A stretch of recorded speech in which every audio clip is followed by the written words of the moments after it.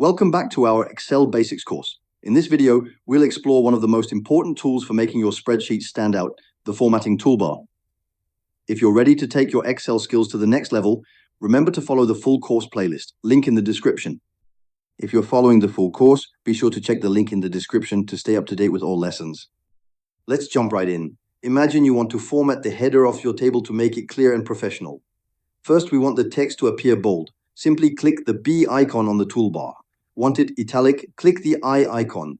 You can also use the shortcuts Ctrl+B for bold and Ctrl+I for italic. That's a quick way to make your titles pop. Now let's move on to alignment. If you want to center your row numbers or any other column, select the cells and click the Center Alignment button in the toolbar.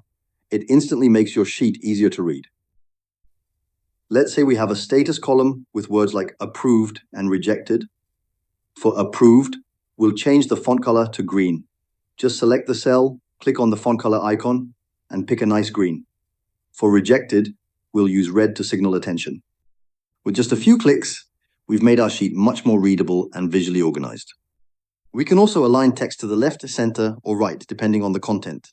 These small tweaks using the formatting toolbar make a big difference in how your data is presented and understood.